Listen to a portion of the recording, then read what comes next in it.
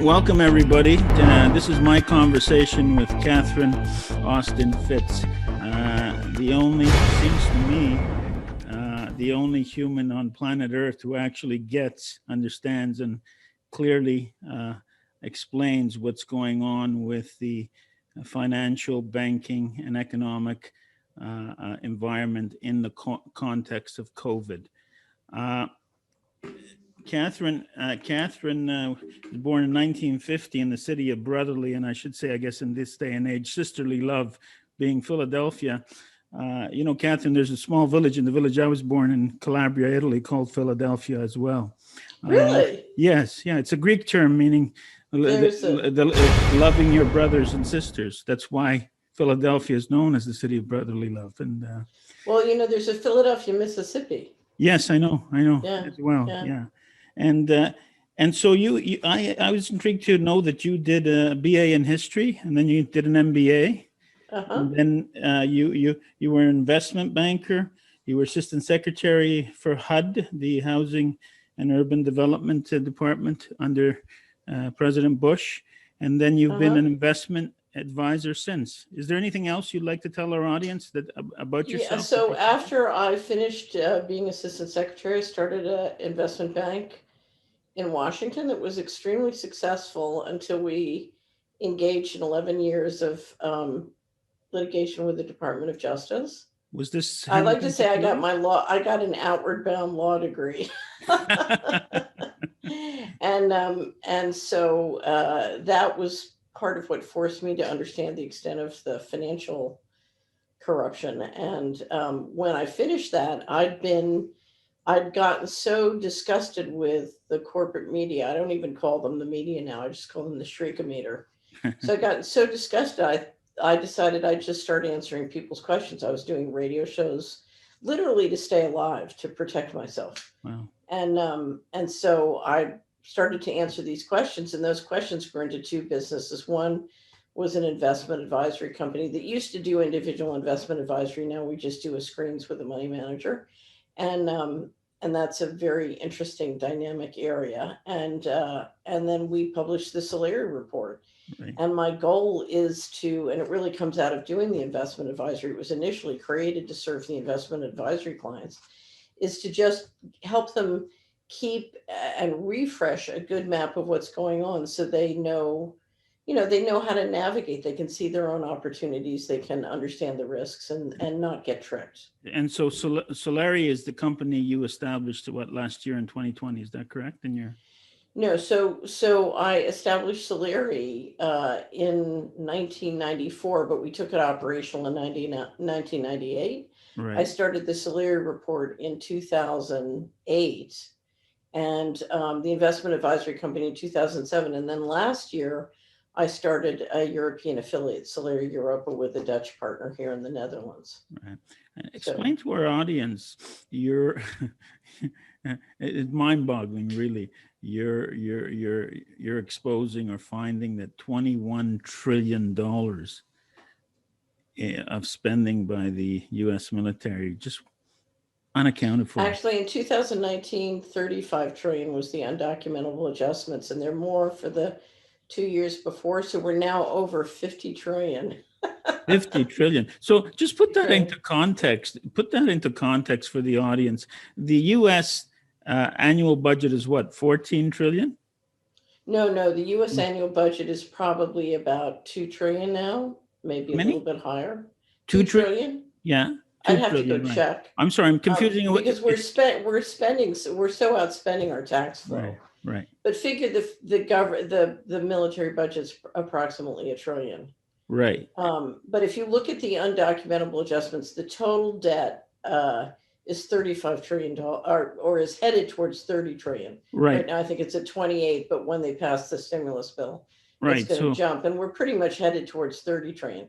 So the undocumentable adjustments is significantly more than the total outstanding debt of the country. And what's interesting, Rocco, is if you look at the central banking model, we're issuing tons of debt we don't need to. We could just issue currency from the treasury rather than debt.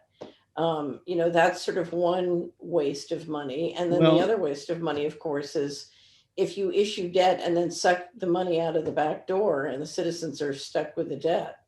Well, I lost that 12-year battle in the Supreme Court of Canada with respect to our central bank, that very Right. same notion. And, as it went up through the courts, Catherine, the judges realized how massive the issue was and how fraudulent the government's being with printing money, giving it to the private banks, and the private banks lending it back to the government at 4%. I know it. It's unbelievable. It's fraud with capital letters. So let me, if I can, let me just briefly introduce myself to you and the audience, so that we both know where we're both coming from in the event that I may put a proposition to you and you're thinking in your mind, well, where's Rocco coming from? I was born on a farm, the 17th generation of farmers in southern Italy. Wow. The last enclave of true functional anarchy. Where did they come from before Canada? Oh, that's a long story. They go back to the Galatians in Anatolia and Turkey. Oh, really? Really, but the last name Galati comes from Galicia. My people go back 2,000 years to Anatolia under the Table of Nations. They're descendants of Gomer, Ashkenaz's father. Leave Genesis in the Bible. So, but I trace my personal family back to 1512, where I'm from. I've been a constitutional lawyer for 33 years with my primary initial expertise in tax. I've litigated every major proposed global trade deal since 1997 in Canada, the MAI, the FTAA, the CETA recently. And so I've seen the development of this global agenda in terms of structure and how the map has been being laid down on the ground with the mega cities and the whole thing. People think they organically sprung up. Obviously, it was one of the terms of the multilateral agreement on investment, and people are often not in tune with the connection between our neoliberal constitutions and bills of rights and the connection with tax, which is simply an exacting of labor on the tax side and a redistribution of wealth and monies taxed on the budgetary other side. And the Magna Carta, the Bill of Rights of 1689, the US Revolution and Bill of Rights, and the French Declaration of the Man's Right were all tax revolts, essentially. And people have to remember that. And so, I was also at the forefront of all the criminal charges laid under the so-called War of Terror 15, 20 years ago. And that was a whole different agenda. So what I'd like to do with you, Catherine, is just lay, because a lawyer can't help but being a lawyer. So I almost saw this like a trial or cross-examination in structuring what I would love to talk to you about today. And I've got 15 talking points, and I'm going to give them to you so that your mind subliminally works on them while we go through them. And but just before you do that, let me say I've been working on a big paper on tax. Well, you have. And I would love to have a consultation with you while we're talking about where the opportunities are to litigate on tax. Oh, for sure. For sure. Okay. You can consult me. Always pro bono. No, I mean, we'll do it right now. We'll do it on camera. Fine. Okay. When we get to it, let's talk about it. Okay. So here are the talking points I want to talk about very briefly so the audience knows as well where we're going. Number one, in watching your videos, you're brilliant, but what a lot of brilliant people do is you think in 4 or 5 steps. Right. So so you're assuming that the audience necessarily knows the background you need to know to understand your incredible insight. So first I want to talk about what is money. 2, the history of money. 3, the history of banking. 4, central banking. 5, the relationship between human value and labor and monetary value. 6, humans as a commodity resource and not a sovereign divine creation. 7, transhumanism, digitizing and robotization of humans. 9, the pandemic and what I'm beginning to call now, I've coined the term COVIDism, and the globalist agenda. The cult. Yeah. Well, it's McCarthyism, fascism, communism, you name it. This is COVIDism as far as I'm concerned. It's a cult. It's a religious, it's almost administered like a cult. Then I would like to talk about what intrinsic human endeavors, products, and labor critical to human existence do the globalists still need to conquer? 11, how does COVIDism and its measures fit into the seismic shift in banking, finance, and the new world economic order? 12, Okay. how does the short, medium, and long-term globalist agenda play out in your mind? 13, how do humans counteract this agenda if they're not in agreement with it? And then 14, I'm hoping you can tell me while we're talking about tax, what to do with my cash in my bank account.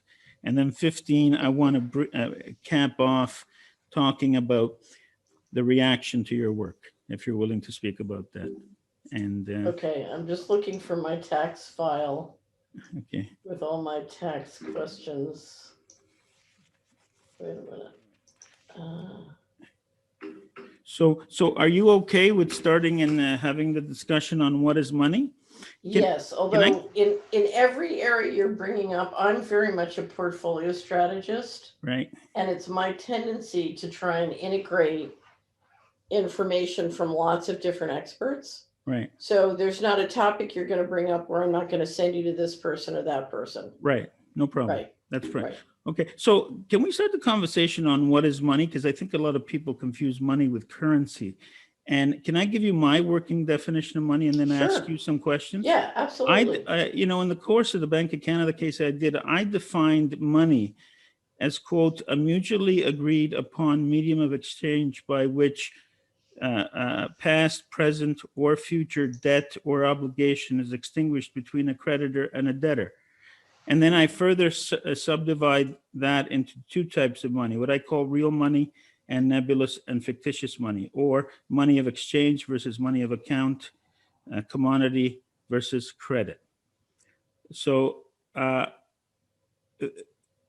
you explain to us what your view of money is and how it manifests itself in the day-to-day life? Right. So I think of it in a simple way, not in a legal way. To me, money is any system created to transact time and assets in a standardized form that allows people to transact real assets through time and space. Okay, but where does consensus between those parties come into that definition or equation? Or agreement, rather?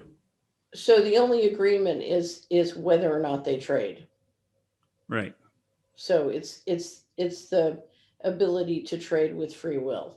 Right. And incorporated in that, and the assumption in that is that they agree to the medium of exchange of whatever that money form takes, correct? Right. They agree to the medium and the price. And so there's an intuitive pricing, and and that's one of the reasons why what's happening now is so dramatic, because they're trying to completely remove price from the equation. Right. And say we can completely control price. Now, the thing to understand about money is literally anybody can create money anywhere, anytime, but that doesn't mean they can build the consensus necessary for it to be liquid and to turn into a powerful medium of exchange or to price well. Okay, and so you're saying historically that's changed, that the bargaining power per se on how to arrive at a consensus, or at least a bargaining of what value you put to that form of money, is now gone to a control of imposition, or it's mandated? So I would say historically there have been two primary kinds of money. One is money in the central banking warfare model. Mm-hmm. So the central banks print money or create money, and the military makes sure somebody takes it. Yeah, okay. Think of this as an extraction scheme. Right. But because you have the military to back it up, that's what causes the trust, the consensus, call it trust, call it, whatever. Trust or fear, whichever it is, it's what creates the consensus. There's another kind of currency, and that is where either the intrinsic value of the medium, such as gold, or the confidence in the syndicate that's issuing the currency, can create the necessary liquidity and consensus without force. So we've seen that happen many times in history. And it's Right. one of the reasons people promote gold and silver and other forms of, essentially real assets being used for currency. Right. Well, I would suggest to you gold and silver historically, I mean, they've been around since ancient times. It has that stability only because it looks like real money. You can hold it. It's physical as opposed to So, credit. right. So part of the attract, I always say have enough gold to bribe the border guards. That one of the attractions of to me, the best currency is one that can move, and the best money, it can move both digitally and physically. Okay. And so if you look at transaction costs, there are reasons why if I'm trading with somebody in Bangladesh, I want to be able to transact digitally. At the same time, I want to be able to put it in my pocket and walk away, and and not need electricity to turn it into a medium of exchange. And Right. so currency, gold and silver are, there's nothing better. Although, the folks during the rape of Russia, when they brought down the whole financial system in Russia, what folks will tell you is vodka was better than gold and silver. Well, I would tend to agree with them. But really the ease of transferring the money is merely a means of transferring. That begs the question, what value is reflected by the underlying form of that money when you transfer it? So we still have to get back to, well, I'm transferring you some gold certificates, or I'm transferring you credit for your 1,000,000 barrels of oil for our 10,000 tons of wheat, if we're exchanging real money through commodities as between nation states, right? So, Right. And so but there are some forms of money that are merely, their intrinsic value is nothing but intellectual and credit, and only exists electronically based on the trust of the issuer and the agreement that it will extinguish the debt between two parties, right? right. So gold has an intrinsic value that doesn't depend on trust. Right. If you pay me with gold, I don't need to trust you after we make the trade, so long as I've verified it's real gold. So as long as I'm sure that the gold is authentic and of that quality, the trade's over. I don't need to trust you.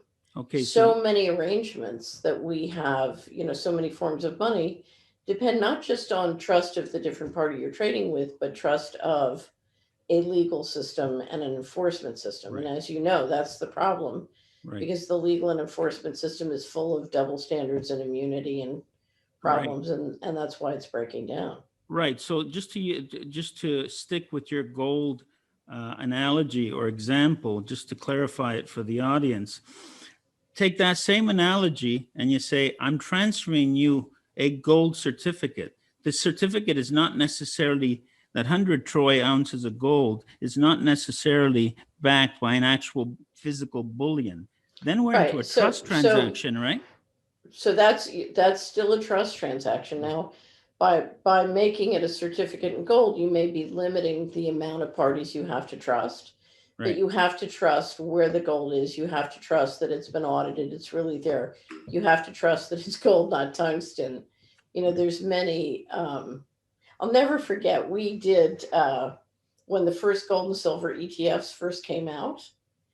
I did a serious due diligence on them and realized, this is a bank IOU priced in gold. That's what this is. And yet I couldn't persuade other investment advisors to be careful, because it was a much more convenient, low-cost trading mechanism. So finally, I got one of my attorneys and we wrote a long dissertation on GLD and SLV and what they really were and what the different things you had to trust and whether or not they were trustworthy. And anytime I could get an investment advisor to read it, they'd say, "Holy cow!" And then the next thing you know, they were doing something a little bit more clunky, but a little bit more trustworthy. Right. And so the bottom line, moving on to another topic, is that the takeaway that I think people should have is when they hear the word money, they should not simply equate it with cash currency in their hand or the balance on a bank account. It takes many forms, and some money is more real than other. Is that a fair comment? Right. And I want to take it even deeper than that. Right. Because when you say to me, "Oh, I've made a lot of money," what I hear as an investment banker is, "I'm a home builder and now I've accumulated more hammers." Right. Right. Right. What I'm interested in is, okay, what are you going to create with those hammers? What are you going to build with those hammers? And if all you're going to do is just accumulate more hammers, I think you're a putz. Right. It's like, we're here to play human civilization, not to play, get more hammers. Right. So we've been taken over as a society with, in the last couple decades, with what one of my allies describes as hyper materialism. And it's produced a whole bunch of people or a real, I don't know, a culture acting in the economic sphere, which has literally become divorced from the end result of what an economy really is all about. Which is to serve human needs. Right, but it's also, it's like watching people go around in circles in a variety of speculations where they're totally manipulated. I mean, I used to call myself the cleaning lady of financial fraud because I've done a lot with financial fraud. But hyper materialism and printing money is how you persuade millions, if not billions, of people to walk away from building real civilization and liquidate their communities, their families, and their entire civilization. Okay, and they think they're making money, and Right. they're Right. not. They're just liquidating anything worth owning or having. Right. So on the topic of printing money, can we just briefly review the notion of paper currency? And I Okay. think a lot of people don't understand it. I mean, the Chinese in the 11th century devised the first paper currency called, ironically enough, during the Yuan dynasty, which is still their yuan is still their currency.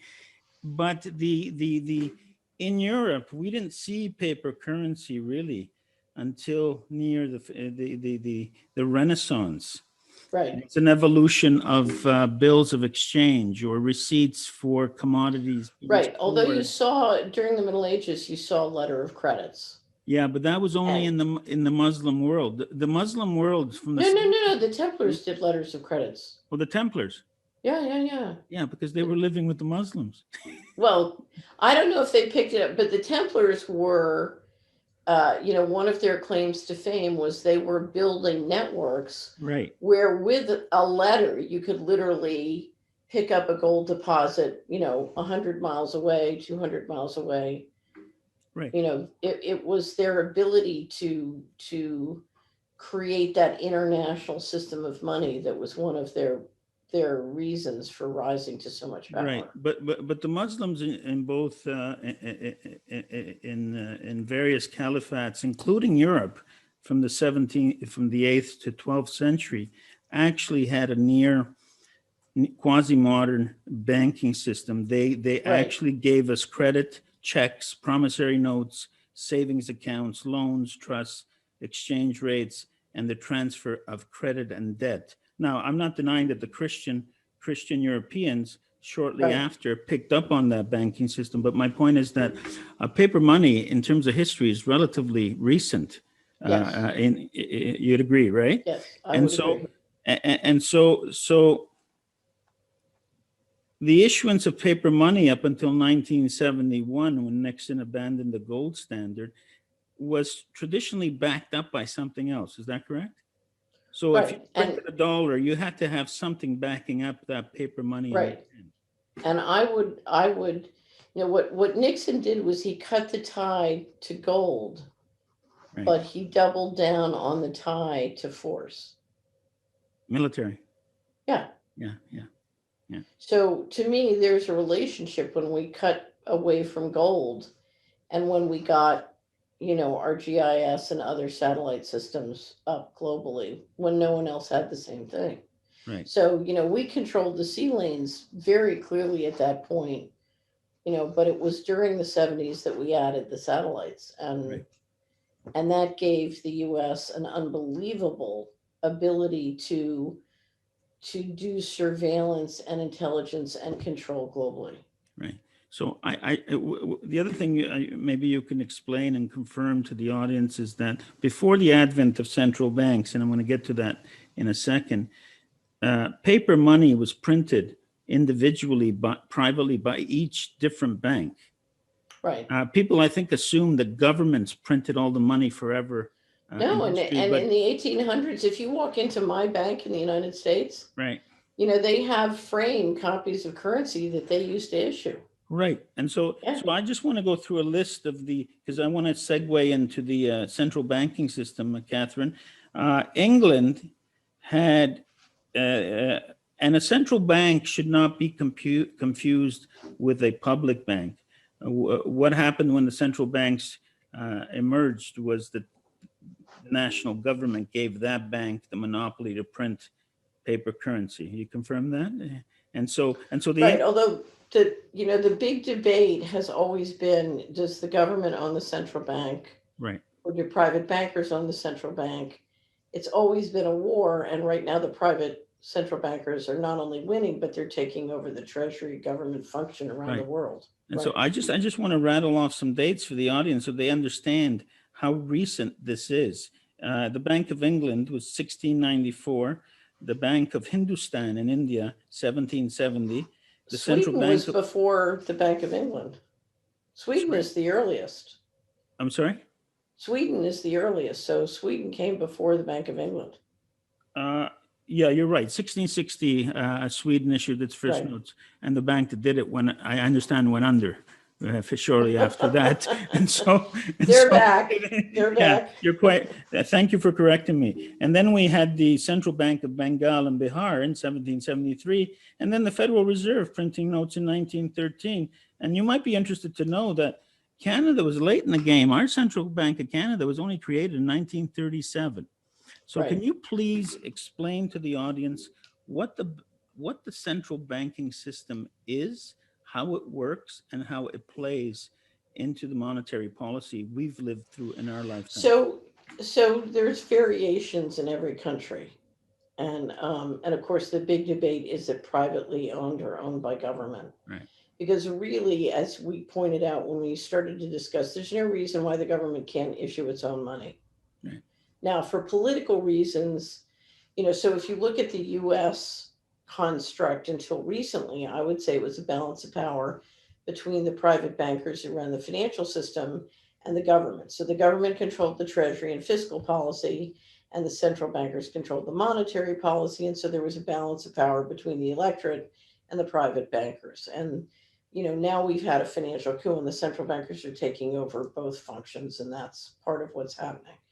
So, and in the last 30 or 40 years, you've seen this battle going on where central banks were not privately owned. The private owners have been trying to move in and get it privately owned. So, if you've ever read Princes of Yen or seen the documentary Princes, it's about the battle over the Japanese. Yeah, but Okay, so what does the central banks do? The central banks basically run the monetary policy, and with that, they end up, as the governments have borrowed more money, running and controlling the government debt market. So think of it this way: a government can't has its bank accounts run by the central bank or their owners as agents, and they have their bond issuance managed by those same banks that own the central bank, and then they have different sort of servicing and regulatory functions done by that. And if you look at how all of that works, you have an unbelievably over expensive way of running your financial system uh, and having it controlled by central bankers. It's basically, you know how in churches you have a 10% tithe? It's Yes. essentially a tithing system Yeah. whereby, now let me talk to you about the magic of what happened when we created the European central banks. Okay. Can you give the audience a rough idea of when that was? Well, so we talked about Sweden and the Netherlands. It England, was yeah. in the 1600s we saw Right. Sweden, the Dutch, the Right. British. But let's talk about what happens in 1600. Have you ever read Sun Tzu, The Art of War? Yes. Okay. Yes. Sun Tzu is military strategy for a country that doesn't have a bond market. Okay. Right. Because it's about warfare when the government has to tax on a pay-as-you-go basis to have a war. Right. The thing that put the European central banks on the map was they invented the bond market. Can you explain to our audience what the bond market is? What is a bond? A bond is an IOU. So let's say I want to borrow $100 for you. I write an IOU and say I owe you $100, and let's say the interest is 1%. So I owe you, 1% every year, and you're $100 back.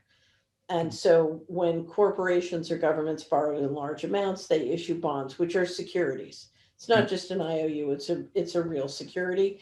And in most cases, it's tradable, it's liquid. So the United States government is the largest bond issuer on the planet. Municipality issue them when they get in troubles to raise funds. No, right? Municipalities issue them to build a school, right. To do infrastructure. Most municipal bonds is for infrastructure and capital accounts. Now it's deteriorated in the last 20 years. But and if I have a bearer bond, I can sell it to my neighbor, right? I can transfer it to my neighbor. In theory. In theory. Okay. So the secrecy in the bond market has become much more corporate. Anyway, okay. But the beauty of creating the bond market was that enabled you to wage war without the taxes hitting the citizens.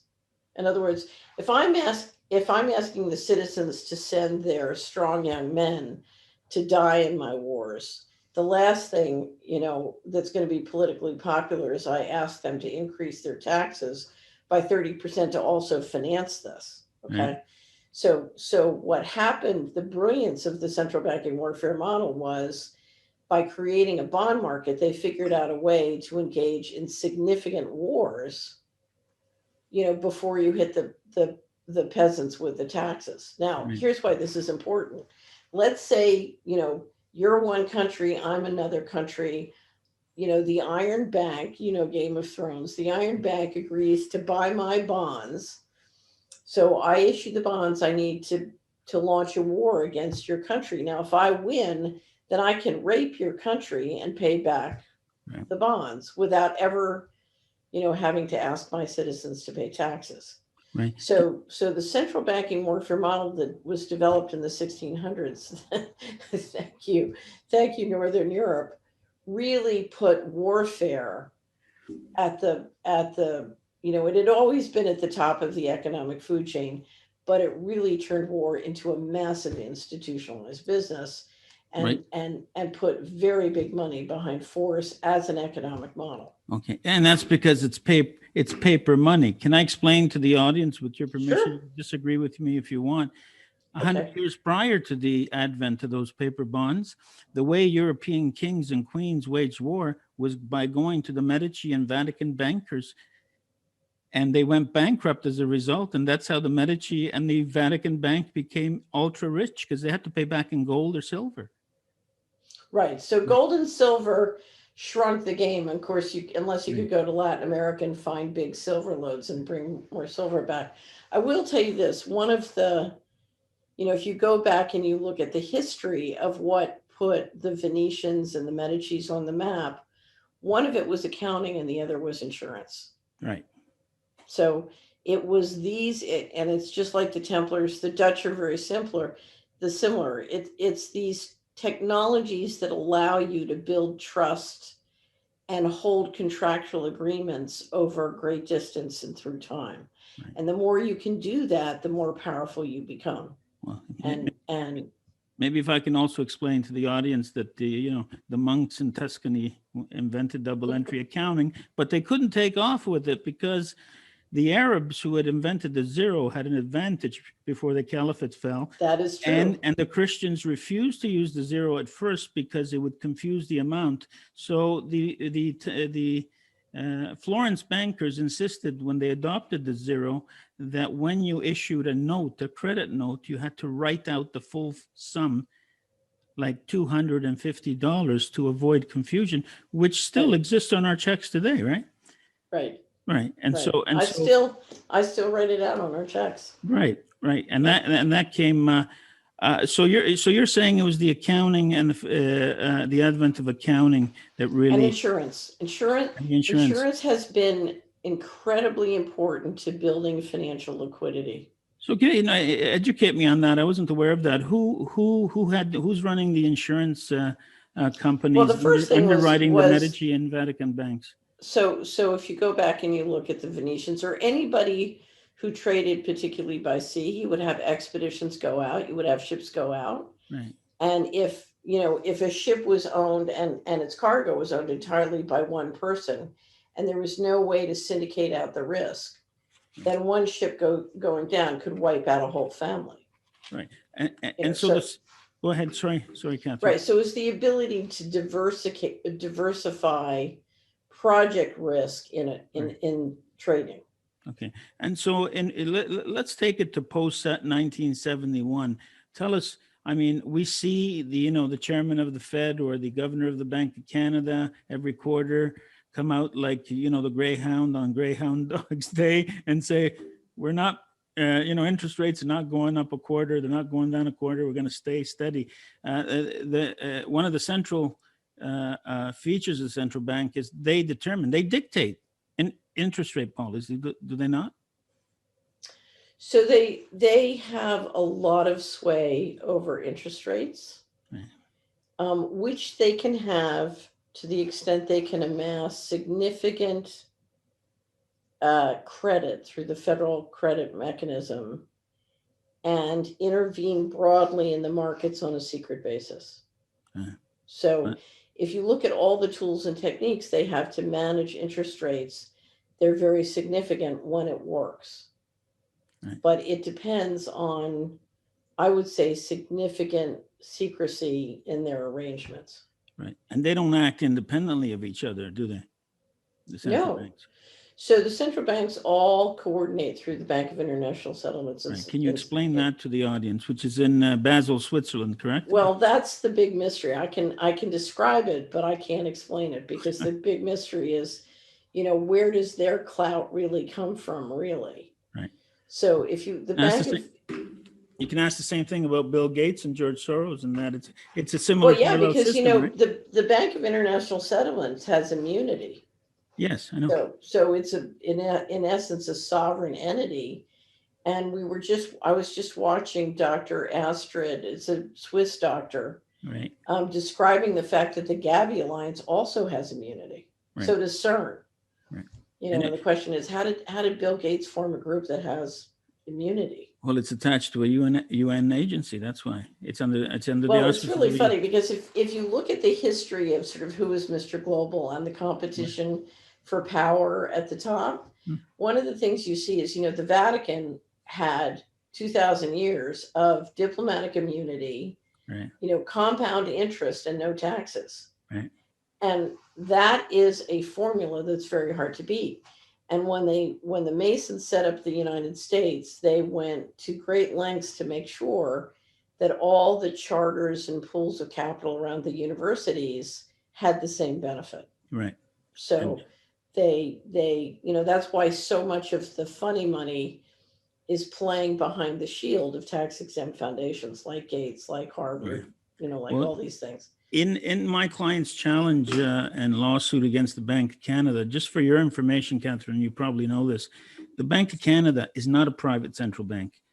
It is a public bank whose shares are owned by Her Majesty the Queen and Trust for the Citizens of Canada. And in that challenge, one of the things I was trying to do was to say, well, hang on a second. The Bank of Canada has a statutory obligation under the Bank of Canada Act to report to Parliament, yet it was refusing to reveal any of the minutes of the meetings at the Bank of International Settlements in Basel for all those years. And they, unfortunately, if the issue comes around, I'll try again, but the Supreme Court shut the doors on me, wouldn't hear the case at all.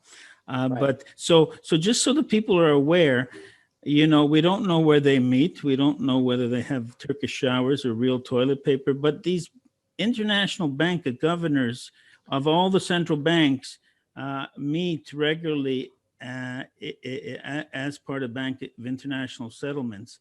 And we don't know Right. what And here's they what's say. important to understand. During the financial crisis, that what came out was the banks in this country were extended that immunity. They had immunity from prosecution. Right. And And so that's, you know, that's a coup d'etat. That's, yeah, I agree. if your banks are running the government bank account, trillions of dollars is going missing, massive securities fraud is proved and going on, Right. and yet they're immune from prosecution. Yeah. That's a coup. Yeah, that's a coup. Yeah, of course, it's a financial coup. And I don't know if people notice. I point out to people often, you know, when you have meetings of the first finance ministers and prime ministers at international conferences, often quite unabashedly, prancing behind them like chihuahuas are the central bank governors. I've seen our central bank governor at these meetings on television, you know. I mean, they're trying to hide, they don't speak, but if you recognize their faces, you will spot them. And well, I don't know if you see in the Biden administration, they're putting more and more people either from, you know, the New York Fed or BlackRock, who's been Right. running Fed operations, in the different positions. I think Yellen's deputy is from BlackRock. Right. Or he was Larry Fink's chief of staff. So, you know, my question is Larry Fink running Treasury? Well, this is what we don't know, especially about these central banks that are not statutorily public banks and accountable to the nation state.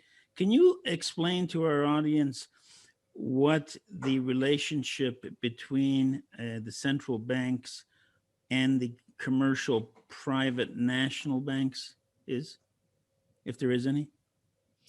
Well, so let's talk about the United States. It's different places. In the United States, the 12 Fed banks, there's the Board of Governors who are appointed with political approval, but the 12 Fed banks are owned by their members. And that ownership interest, you know, who exactly that is and what percentage they own is secret. Okay. Right. So the commercial private banks own those Fed banks and control those Fed banks. And I wrote to every one of the public relations office at all 12 Fed banks, and I said, what are your policies in terms of your members having access to your data and databases? And they wrote back and said, that's private information. Yeah, as if you were dealing with the Vatican and the cardinal committees, you know? Right. So I would say those commercial private banks own and control the Fed banks. Okay. And just so that the audience understands, in Canada, for Canadian viewers, that in Canada is the exact reverse, but same effect.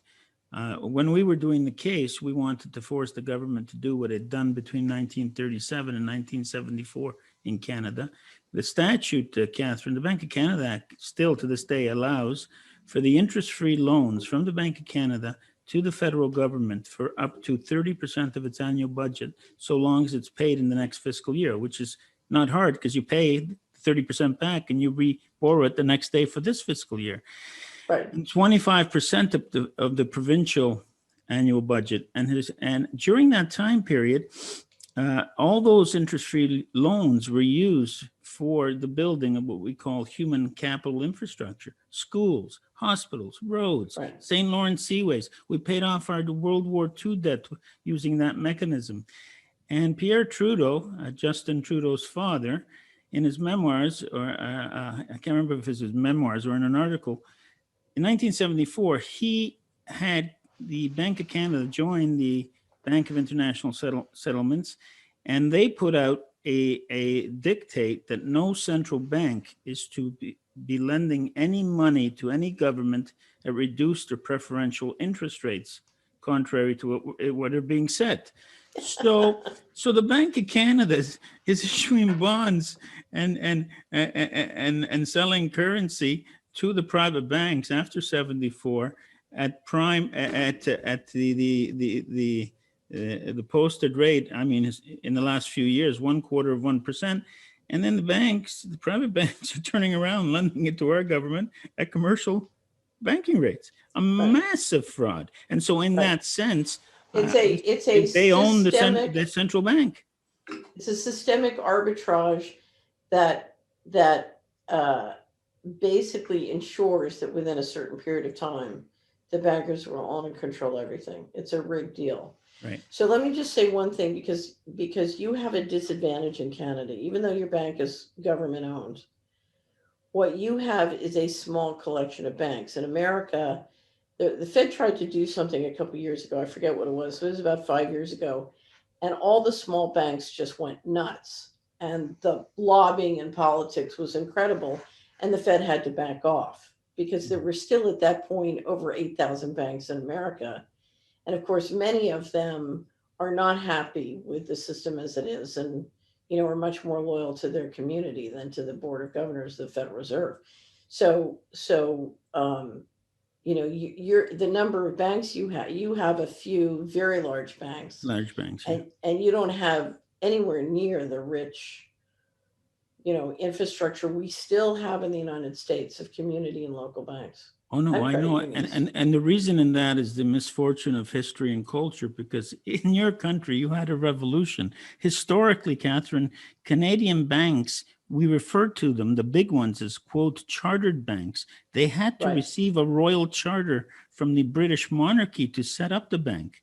The only encroachment on that banking system was later, with these quasi banks of trust companies and cooperatives.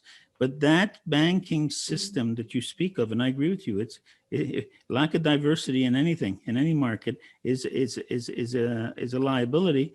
That lack of diversity and the existence of only a handful of chartered national banks is a result of that history, and it ain't going to change. So. Well, it's so interesting when you drive around the United States, when you're in a place that has a good complement of local banks and credit unions. Mm-hmm. The economy is so much more diversified and resilient than when you don't. It's just so obvious. Well, the notion of monopoly devolves from a monarchist system. Canada, the problem with Canada is that the political favor and lack of meritocracy comes from the very evolution of our culture. It's, a Polish friend of mine who lost most of his family in the Holocaust always says to me that his father used to say, when you want to try to bribe somebody back home, it's how much. And when you want to try to bribe somebody in Canada, it's who do you know? What's your pedigree? And it's true to this day, And so I just have to tell you, there are two things that historically ensure that a society will fail. One is you make the central bank privately owned, but the other is you legalize usury. I'm sorry, can you illegalize usury? You legalize usury. Can you explain that? Yeah, so you used the example of what the government was charged for the central banks. Right. The central banks right now are charging their owners essentially, I don't know, in the United States, 0 to 1%. Right. Do you know what the average credit card interest rate is in the United States? Right, 16, the average 20%, 16 to 20? 16 to 17%. And of course it goes all the way to 30%. And just let's pause there so our audience understands that the credit card system is a private, unbridled creation of money from nothing, from nowhere, correct? Right, but there's something else too, and that is there is massive antitrust violations because no one will drop that interest rate. Right. And that means there's no market. there is an enforced skim, and they're all playing the game. And it's so horrendous in Canada. I was around when they were drafting I was at the Department of Justice as a student, first year lawyer, with when our criminal interest rate provisions were enacted in criminal code. It was in the advent of the 80s, where you had 22% normal interest. So the government said, okay, if any fee or charge exceeds an effective interest rate of over 64%, it's criminal. So of course, over 64%. Right, over 64%. Well, not even, I could go to my neighborhood and see my local loan shark and get a better deal than that, right?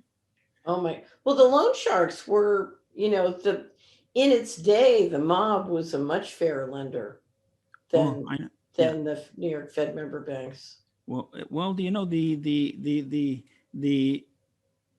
the structure, I've often, when I lecture law students and then we talk about the rule of law and the alpha structure of our societies, the organized crime is not structured any differently from any government. We just choose to say that this organized criminal organization, a government or military dictatorship, is not illegal because we just say it. And, Joe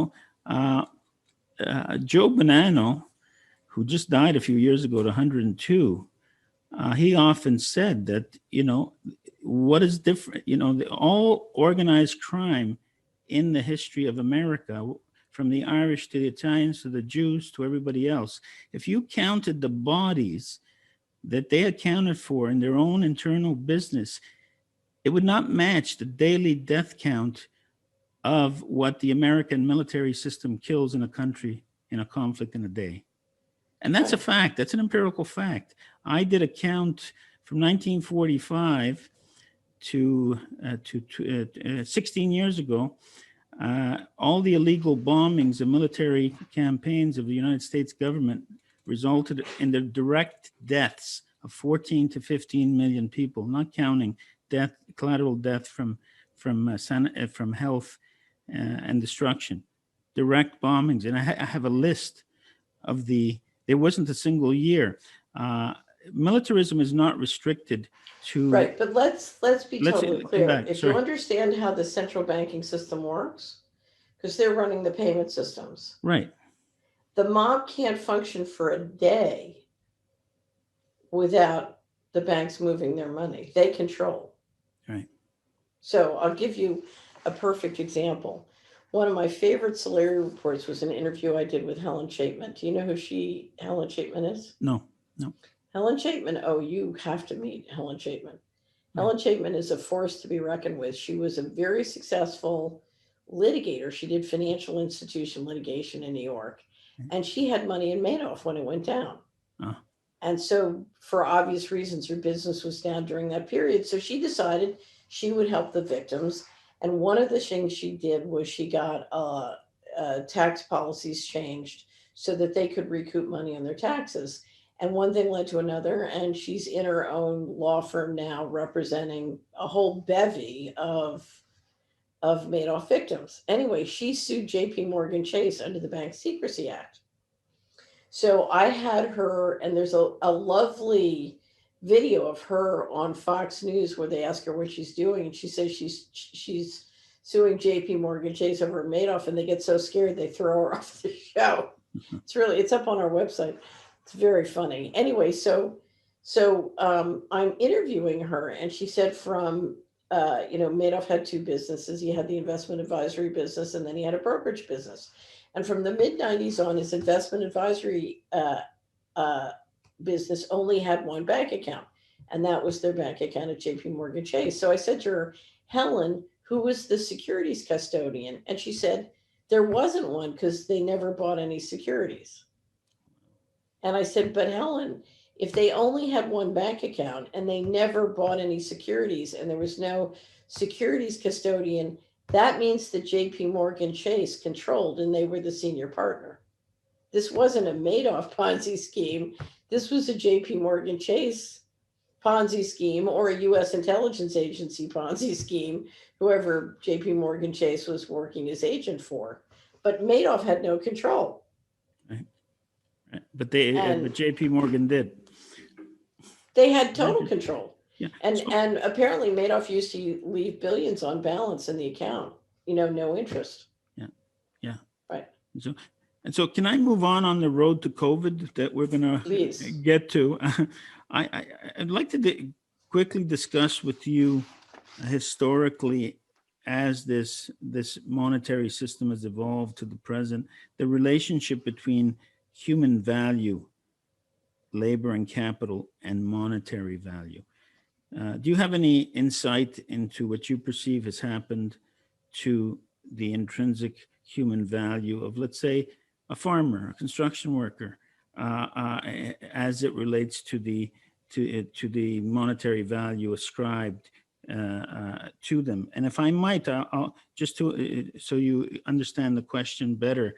Nobody said it better or highlighted the problem better than Sultan Abdul Hamid, who reigned the Ottoman Empire between 1877 and 1909. And for 33 years, unsuccessfully, the Brits, Italians, French, and Russians tried to take him down because he was not in with this. He said that in the next 100 years, the bankers and the merchants will run the world. Kings and queens will be irrelevant, he said. And the central reason is the creation and control and printing of money that doesn't reflect real human sweat, blood, and tears. And the example he gave was, you take a farmer and their family, they clear the crops in the spring, they plant, they maintain, they cultivate, and they've got, 20 pounds of potatoes. And somebody with a 1 pound note, a piece of paper, comes by and says, "Thank you, give me those potatoes." And he said, "Well, is that fair? Where did that paper note come from? Is it justified, an equivalency of 20 pounds of potatoes coming from the labor of this farming family for 8 months of the year?" And so he resisted that banking system where, he had face-to-face dealings with the the name escapes me, with the Dutch. So I always thought the war on terrorism was basically the war on people who control oil and won't charge interest. Real commodities. Iran, Afghanistan, and Venezuela were the only 3 countries who do not allow the foreign exploration of oil by private companies. So what do you say happens where you have a system where, if my father was a construction worker his whole life, he worked 70 hours a week, sucking in asbestos and silicone from the construction site, and he'd come home with $200. And now $200, you're issuing an IPO of a company that doesn't even exist, doesn't have a door, doesn't have anything.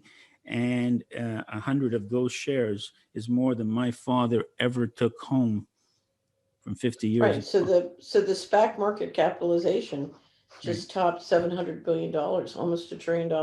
Okay, explain to us what that means. SPAC is a securities vehicle that issues a blind pool. It says we're going to raise capital and then we're going to go out and buy stuff. And when you're in the middle of a societal pump and dump, it gives you a war chest to then go pick up assets cheap. So if I tell 1 million businesses they're non-essential and they have to shut down, then suddenly if I raise capital with, I've $1 trillion raised in SPAC, then I can go buy up all their real estate cheap.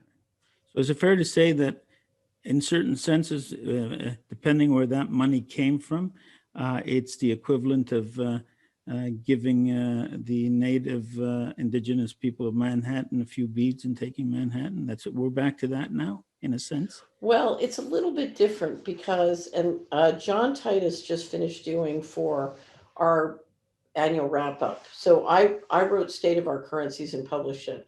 But then I asked John to drill down and do a presentation on the going direct reset. Mm-hmm. So what's happening globally right now is the central bankers voted and approved on the going direct reset. And most everything we're watching is subsumed in that sort of that plan. And so um, essentially what they did, Rocco, is that they took the economy down. Right. And John really shows how that works. But when you take an economy down, the other thing he showed is typically the Fed would increase bank reserves, but that money had to stay within the banking system. Right. It didn't pop out into the general economy. What he's been able to show in this sort of analysis of going direct is they are infusing massive amounts of money into the general economy. And I think one of the places it's showing up is these blind pools. Right. And it wouldn't surprise me, particularly through BlackRock, if these pools are being funded with purchases coming either from the there's several places at the New York Fed and in the Fed system it could come from. But I think it wouldn't surprise me if a significant amount of that money is being injected through. If you Right. look at the money that was disappearing through the US government, Right. when it started to go missing, we suddenly saw a lot of the private equity firms magically balloon with billions of dollars of cash, and nobody could figure out where they were getting all this money. Right. I think they were pulling it out of DOD and HUD. Well, That's so my just so guess. that those who are listening understand it in sort of blunt terms, it's counterfeited printed money. It's Right. monopoly money with which Right. they So execute the same buying power that a family would take in 5 generations of working real jobs, right? right, but here's what's happening. The difference between the beads and the Indian is now you're buying the Indians in a way that dramatically debases their existing assets. Right, right, So you're not only out trading them, but you're out trading them with their own money. In other words, you're using their money and their governance structure to basically destroy their assets. So, right. I mean, when you look at the hubris and this sort of, it's kind of a very psychotic. This is really war. So, Right. so we're watching a financial coup, and now the consolidation of the coup is a war on the people you just stole the money from. Right. Right. So I'd like to move on also to a point in line with that in terms of diminishing human beings and something I saw you. So can I stop you for just a Sure, go second ahead. and insert something here? Yeah. Because I want you to go, I'm quickly learning you're a fantastic monetary historian. I want you to get a book and I want you to read the last 3 chapters. What's the name of the book? The name of the book is The Edge of the World by Michael Pye. Okay.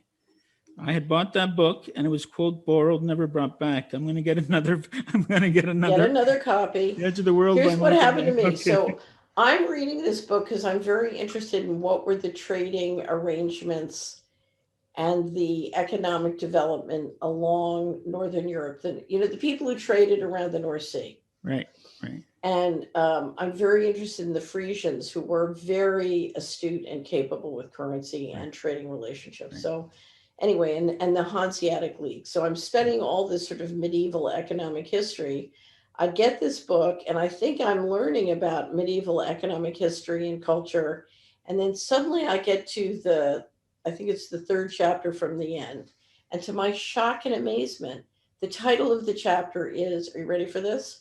Plague Laws. Oh boy. Yeah. Plague laws. Okay. Plague. So it starts with the bubonic plague in 1300. But basically, what Pye says is plagues allowed the leadership to consolidate control of the government into smaller, tighter, righter hands. Right. And that allowed them to control travel as well as who could do what labor. So complete control of travel, complete control of labor. And they were so able to then consolidate the intellectual and financial capital and the wealth that had been built on this sort of market basis throughout the North Sea, that they were able to then create Antwerp, Amsterdam, and modern civilization. Isn't that great? Now, And so I jump on that thought. So it looks like they had a plague every 100 years, 1340, the early 1400s, 1500s. So I go back and I said, this looks very interesting because, I did a very detailed chronology for State of Our Currency about the history of money and currency and looking at it chronologically. And so this is grossly oversimplified, but looking at the patterns, just pattern recognition, it looks to me, starting with a bubonic plague, that every 100 years you have a plague, you centralize laws, and then you move the reserve currency. Yeah. So there is a very, it looks to me like there is a relationship between plague and then concentrating power in the government and then moving the reserve currency for the last 500, 600 years. And then we have the Spanish influenza 100 years ago. My grandmother died of it, giving birth to my father in 1918. Right. And you see coming out of that, the Fed then moving in and holding a dual currency status with the sterling, and then with World War II, they go to the full reserve currency. Well, but if you go back and you look at, it goes the Portugal to Spain, then to the Dutch, then to the French, then up to the British, and then across to the Americans. And you look at the patterns historically of plagues, centralization of power in government, the creation and issuance of the bond market is definitely in there, and then the shifts in the reserve currency. It's remarkably astonishing. And a lot of that is happening today, you say? Well, here's what I'm trying to get people who are very knowledgeable about monetary history to take a look at it, because I think there's something there, and I don't understand what it is, but we're clearly dealing with a very old pattern. Right. I'm going to come back to that idea, even on a mini point of local conflict as a means.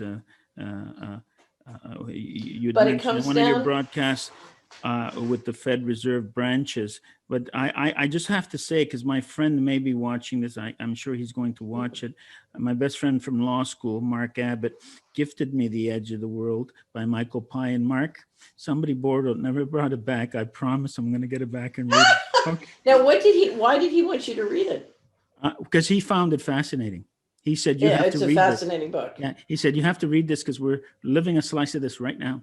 He said, I couldn't put it down. And so can I move on to the idea of humans as a commodity resource and not a sovereign being? Yes, so that's exactly what I want to talk about, is human labor. And can I talk about the African slave trade? Well, I was going to say that was my first point. The African slave trade is a prime historical example. And then I want to talk about, quote, human resources today. Okay, so this is my intuition. I was very struck by a book called The Half Has Never Been Told by a Cornell professor who did a remarkable job of studying and unpacking the economics of the African slave trade. And I'm absolutely convinced the most profitable business from the beginning of time is slavery. I think slavery is fantastically profitable, but it's very difficult to manage, and it's very dangerous and violent. There's a lot of risk. I became convinced reading his work that the reason that they gave up on the African slave trade was twofold. One was they couldn't find a way to perfect collateral, and the banks in London kept losing money. The commodities market would go down, the plantations would sell the slaves west, they could never find them and perfect collateral, they'd lose money. So that was problem number one. Number two was they couldn't put down the Haitian Rebellion. But if you look at what they've been able to develop with digital technology, surveillance, and space weaponry, they've solved those problems. Right. And that means they can go back to slavery, and it's unbelievably profitable. Now, what was interesting is, if you look at the Half Has Never Been Told analysis, my read of it, and this is my guess, is that at the time they were building the big plantations out in the South using slave labor, that if you brought a whole bunch of German farmers to Texas and didn't have slavery, you would have a much bigger economy. In other words, German farmers who would always, build manufacturing skills and tools with it. So, they would always bring that sort of industrial component, even if they were doing farming, agricultural, ranching. A bevy of German farmers would create far more wealth. The problem is you couldn't centralize it and trade it on Wall Street. The big plantations, you could issue a cash dividend vehicle that the guys on Wall Street could centralize and make money. So freedom built a bigger economy, but you couldn't centralize the wealth and have central control. Because if you look at what happened in Texas, you had way too many German farmers to control them. Right. Do you see what I mean? Yeah. So- And I mean, the colonial powers became rich through the colonial slavery, and not just the abject buying and selling of human beings as property, but basically the theft through the economic system of colonialism. And Right. what people should remember about Haiti, it's quite interesting. Haiti very is touted interesting. as the poorest country in the world, but nobody reminds you why. Their revolution, their independence from France was so early. It was 10 years from the American Revolution.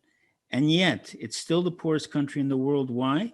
All the colonial powers of Europe ganged up on them for 200 years to teach them a lesson that you don't do this to us. I mean, colonialism didn't start dismantling until it was 1947 really in funny. India. Right? When Clinton was appointed Secretary of State, I think it was right after that or right before that, suddenly Bill Clinton was appointed UN ambassador to Haiti. And I said, oh, they're going to hit Haiti. They're going to hit it really hard. And that's exactly what happened. So I agree with you. They have never gotten over the grudge. No, never. They have never gotten over the grudge. And so can you address this? So we're my spin of actual bondage and slavery and the so-called emancipation of slaves around the world, I saw it differently because it was, as you say, it was too hard to handle. They brilliantly said, "Well, we're not really giving you freedom. We're just going to enslave everybody else on a different plane." What do you make of this term, this corporate term that emerged in this century of, quote, human resources? I mean, when we refer to human resources, we never really are referring to human, spiritual, or rights-based resources or education. We're talking about them as an economic. We're talking about human livestock. Right. I'm sorry. Say that again, please. Human livestock. Okay. Can I use that term? Yes. Okay. So that's what we're talking. When we talk about human resources, we're talking modern day slavery, even worse. Well, so if you look at the slavery, first of all, what they're saying with digital technology is, there was an expression once upon a time, a man's home is his castle. Right. And what you've watched is the central powers try and intermediate every function. So instead of having a well and getting my own water, suddenly I have a water system and I have to pay taxes to finance the building of the water system, and I get a water bill. That's all the financial system reaching in and intermediating all these functions. Right. But now the financial system is saying, something, I get to intermediate what you say in your home and what you do in your home. So I can watch you through your TV. I could do surveillance. I can listen to us have this conversation. I can record it. I can film it. So I intermediate. And now what you're seeing with the injections and nanoparticles and brain machine interfaces, something, I can stick my operating system not just in your computer and put a backdoor. I can stick it in your body and have a backdoor. I can intermediate your molecular biology with my, Moderna calls it plug and play technology. Mm-hmm. They call it an operating system in the software of life. So they're saying I can intermediate you down to the molecular level. Right. And the last fall there was a World Economic Forum report commissioned by WEF, written by two McGill University professors, entitled "How to Make the Human Body an Efficient Information Platform." Oy. Okay. So, Catherine, before I You move on, gotta send me that one. Wait a well, I'll minute. send it What? to you, and they're Oh quite my. unabashed about it. If you haven't read it, you got to read it. And Okay, so I and just that have to report, mention. Catherine, sets out that already they have 7,000 volunteers with physical chip insertion in their arm and their in their ear, maybe Rocco, here's what I gotta tell else you. places. Not everybody's gonna make it. No. It's a So war, and before I not move on everybody's gonna make it. to the next So topic, Catherine, sorry. so this brings us to entrainment and mind control. Talk about mind control, and I want to go there on my next topic of transhumanism. But very briefly, before we get there, we were Okay. talking about slavery and human resources as a. Can you just weigh in on this notion of how Mr. Global is assessing uh, uh, humans versus robots as competing production and profit units? Right. So I believe that Mr. Global believes that robotics, a combination of robotics, software, and AI, Yeah. can do many functions today that are done by humans. Right. But they have a question. My experience with the financial leadership is they're always prototyping. They're great believers in trying stuff. Mm-hmm. Just try it, see what happens. And so the world in one sense is always in perpetual prototype. And so if you look at a continuum with a human being, Right. all the way to a robot, the question is, if you can combine digital technology and integrate it into humans in various ways, whether it's brain machine interface or a cybernetic arm, Right. so you have human, you have robot, and then in this middle you have a cyborg and all these different variations along Right. the continuum. And I think they believe, as a legal matter, if you can create a definition for a human that integrates and incorporates a robot, if you try and create two legal systems, one for the robot and one for the human, and two different taxation systems and two different regulatory systems, you will have $1 trillion expense and it will take decades. Whereas if you simply change the definition of what is a human to include a robot, then you can do all these different prototypes in the labor system and go much faster and simplify. You just have to dramatically debase what is a human and what is the law that applies to a human. Right. And part of what you're watching is a desire to avoid having two different legal, payroll, and taxation systems, which can get unbelievably confused, because as you integrate more digital technology into the human body, it's going to get murkier. The continuum between what's a robot, what's a cyborg, what's a human is going to get very murky. So they figure just dump them all into one pot, change the definition of what's a human, and then we don't have to worry about that. We'll handle it in one standardized system. And it makes that system much easier to globalize. And obviously, I mean, it goes without saying that the human is always the loser in this equation, because we lose what's intrinsically our nature, don't we, along the way? Well, here's the thing. The vision is so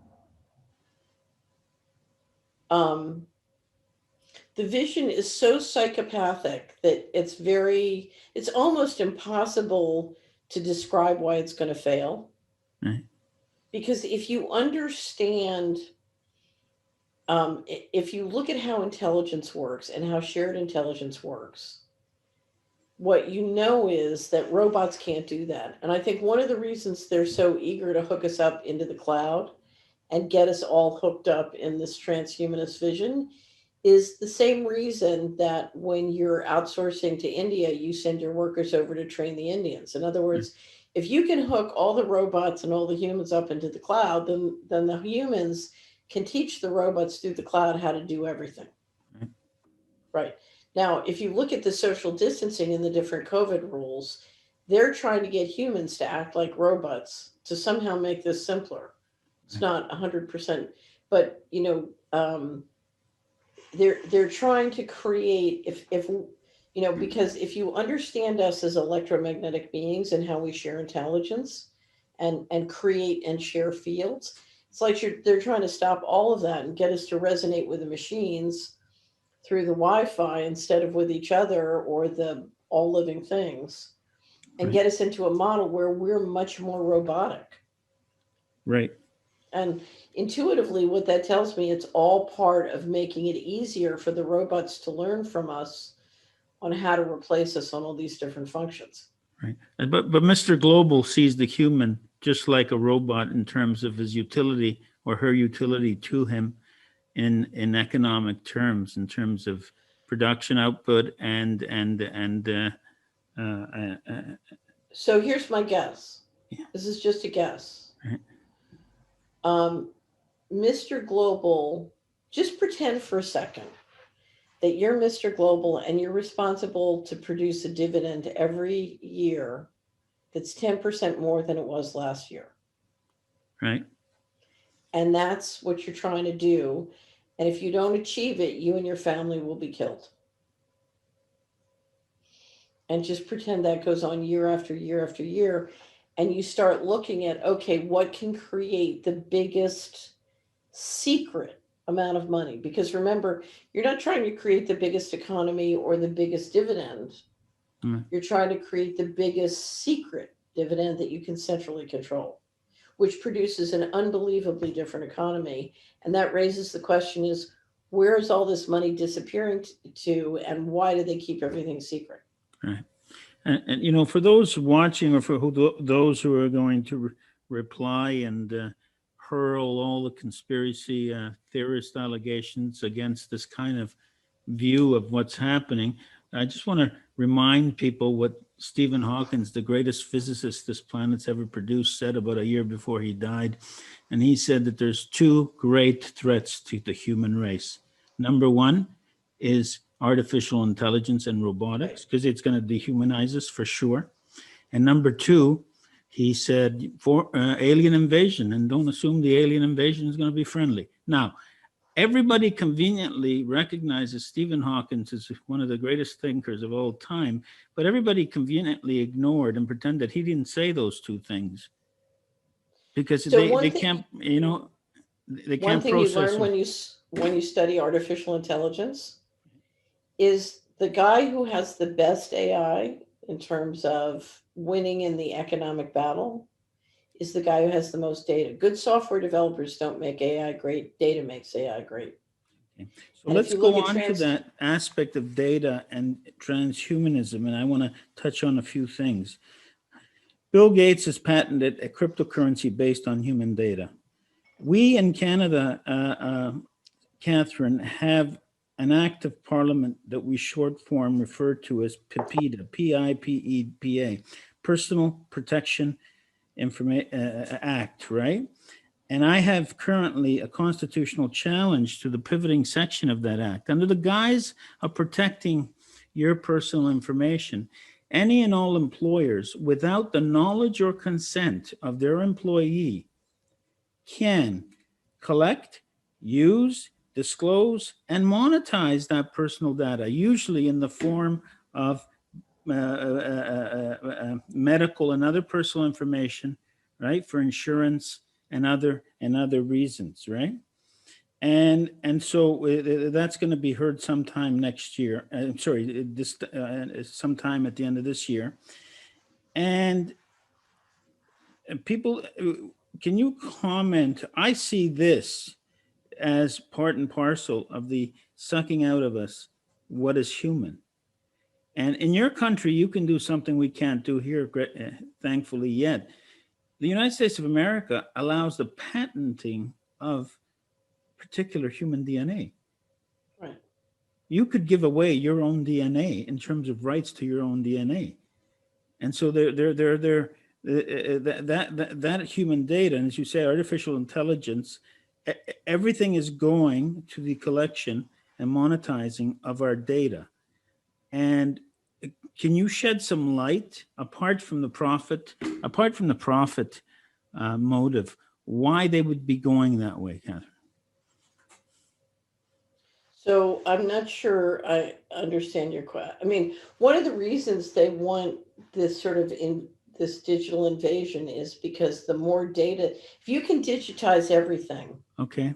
if you can digitize the atmosphere, the clouds, the buildings, the people, then you're going to win because you have more data, right? Okay, but what does it do vis-a-vis Mr. Global's control of the individuals whose data they possess? Well, the more data you have, the smarter your AI gets, the more your AI can do. Okay. Okay. So the launch of transhumanism is to build the smart grid, including into our bodies, so you can get that data and run more and more things with AI. Okay. And so if you're patenting a cryptocurrency based whose value is based on human data, right? Right. Then whoever controls that data is going to shift. It's going to shift the financial monetary system Dramatically. dramatically, right? And remember, so that crypto is not a currency, because what you're talking about is not only creating a digital transaction system that will give you the maximum data, Right. Integrated with many other things, but it will also give you the ability to shut somebody's money off. So you can do a one by one bail-in. Everybody's worried about bail-ins, but the bail-ins will not necessarily come by bank. They could come by customer one by one. Right. Okay, Rocco, you offended us with this lawsuit. We're turning off your money. Right. Right. And how they get there is by having me have a direct relationship with the central bank administered by the existing private banks? No. Having a relationship with the bank, and the bank can not only turn off your money, but take your money. Take your money. Yeah. Okay. Or pretend it's not there. Well, I was searching for software to do ACH on my website, and I drilled down. It's a long story. It took 2 months of reading documents and getting another term and condition, getting another term and condition. When I finally read the terms and conditions, what it said was I had to be compliant with the following 5 to 10 laws related to the financial system, as well as any other laws globally that might apply now or in the future. So it was completely open-ended. And it said if the company deemed me to be not in compliance, their bank reserved the right to go into my bank account and take whatever money they deemed appropriate and keep it for 6 months with Wow. no basis in law, no court action, nothing. Okay. It gave them the right to do a bail-in on me as one person. Yeah. Maybe you can explain for the audience the difference. Our finance minister, since the 2008 bank crash, has put every taxpayer in Canada on notice that they will never bail out the banks and that we're bailed into their debt. Could you explain in simple terms what a bail-in means? Yeah, a bail-in is, instead of the government giving the money, is they just take the depositor's money. Right. Okay. So, Catherine, can we now get to the point of you sharing your views? I'm sure a lot of my audience at this point is under a nice blanket because most people don't have the interest in money you and I do. But can we talk about the pandemic, COVIDism, and the globalist agenda as you see it, vis-a-vis how they are trying to shift and change and eliminate national currencies and what they're trying to do with the current monetary system through the pandemic measures? So I'm going to refer to state of our currencies and then our analysis of the going direct on the Solari. Right. So if you want detail, there's more detail. There's tremendous detail and tremendous documentation on everything I'm going to say. So I just want to point that out. The central bankers agreed to the going direct reset in August 22nd, 2019. And I think one of the reasons they did it then.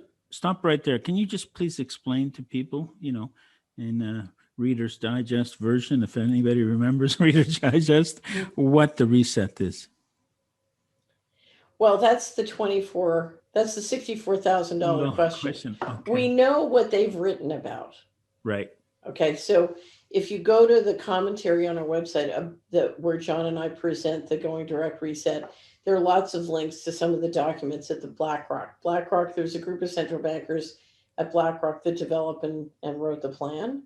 And Right. so we know what they've written about it publicly, and you can find it there. Okay. But essentially, what I think they're hoping to do is to build a cryptocurrency system which allows them to radically re-engineer the government, which the central bankers are essentially taking over.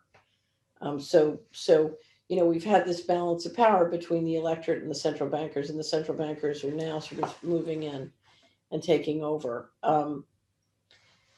But I think what we're looking towards is the shift to a global reserve currency out of control of an elected U.S. government or even a U.S. government. We're globalizing the currency, and central banks around the world are working on issuing central bank digital currencies. It's not clear how they will roll up into one global reserve currency. You don't really need to have to do a new currency. Part of this will be the increase authorized by the US for the SDR system at the IMF, which will permit the IMF to help buy all the countries into the tent. Now, the beauty of COVID, so they voted on this in August 2019. In September, the Fed went into the repo market and started putting out trains of dollars to the banks. All right.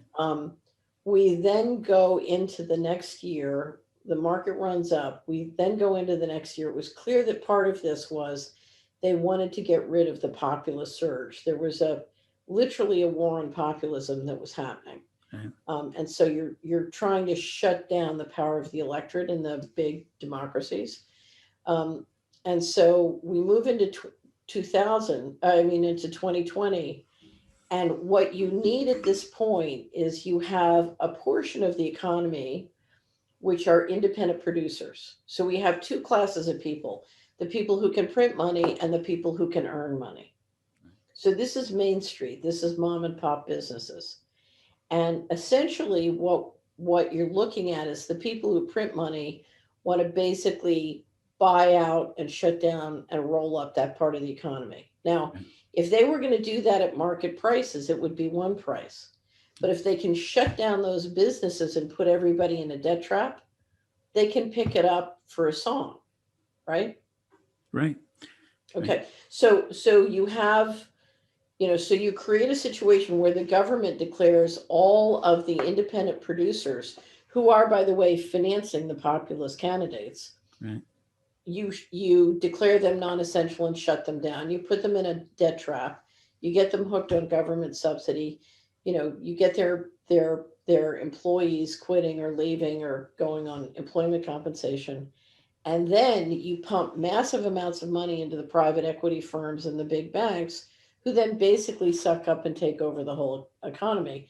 And that's why literally within a matter of months, we had the global billionaires up fantastic amounts, Doubling their equity. Yeah. Yeah.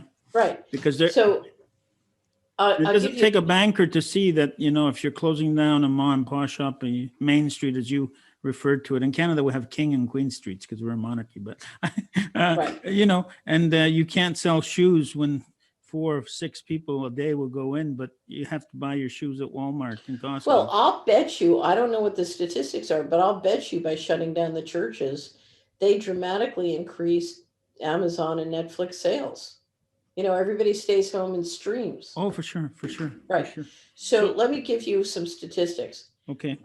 Insider Intelligence just published an email saying retail sales were down 3% last year. Now I think that number is low because they're not including a lot of the mom and pops, but e-commerce sales were up 27.6%. 27%. Yeah. Now, if you're playing this game and you're running this game, a 27.6% increase in your revenues can translate into thousands of percentage on a leverage basis increase in your private equity, your venture capital, or your stocks, which is why, generally the equity markets have done very, very well. Right. And so you're And it's saying being led by it's what I said before about the slavery business. You're consolidating the revenues into the companies that are centrally owned. right. So will we in 10 years hold $100 note in our hand? Will there be a stock market? Oh, I definitely think there'll be a stock market. I don't know if there will be paper currency. Right. I mean, And, we will be much better off with paper currency. And if you look both in Europe and the US, right, the resistance to going without paper currency is very strong. People right. want paper currency. And so you talked about the, creating a dependency, and, everybody is touting a guaranteed income model. Let me tell you what happened in Canada about a week and a half ago. There was a private member's bill by my local, actually, member of parliament that went under the radar, that is gone through first reading, that says that the Minister of Finance, no later than 2 years from now, has to come in with concrete proposals to implement a guaranteed income for every Canadian. Right. And at the same time, shut down and eliminate the Canada Pension Plan, which is a contributory, like your Social Security pension plan, because it got moved out of consolidated revenues and was handed to a committee of trustees, investors, and for the last 4 months has been doing quite well in China. They moved the entire national pension plan fund to China. And within 2 years of the proposals, they want to implement the system. And here's some of the boomerang effects. Currently, if I want to retire in a warm country, and most of us do in Canada, at least for a good part of the year, I can take my benefits, the contributory system, and take them and use them in wherever I go. Well, once you shut down the CPP, a guaranteed income, you can't have it in another country. You're not going to get your medical and dental and eyeglass and drug benefits that come with that CPP. And so this has gone under the radar, and I was wondering if there's any whisper or gossip in the States about it. So, because this happened in China, So there's and been Russia. a lot of concern. They tried to float an idea of converting 401ks and IRAs into annuities. Right. So it stops being your asset that you can get. Right. And you have an annuity that's essentially dependent on the federal credit mechanism. And if I'm assuming, if you're not good, it can get tinkered with. And so it stops being your asset. Right. And at your death, it's gone and your heirs can't inherit an asset. Right. Anyway, so they've tried to float these proposals. And the last time I remember them doing it, the pushback was just off the charts. Now, Right. I'm assuming if they go with universal, here's what they want. I mean, when Klaus Schwab said, you'll own nothing and you'll be happy. Right. What he's basically saying is we're going to take all your assets, we're going to chip you, and we're going to mind control you, and you're going to think everything's okay. And what do you say to people who say, well, that's just an outlandish conspiracy theory? Well, what I have to say is I'm not telling you what I think he's going to do. I'm telling you what he said. Yeah, you're telling us what he says he wants to do. Well, no, he told us what was going to happen. Right. Not what he wants. He presented it in terms of a fait accompli. Yeah, I've seen the ads with the 22-year-old good-looking kid who's smiling about not owning anything, but he'll be happy. Yeah. Right. And what I would tell you is I think the number one obstacle between us and freedom is mind control. And if you look at the technology and investment they've made in, everything from bad education to propaganda to entrainment technology and subliminal programming, Right.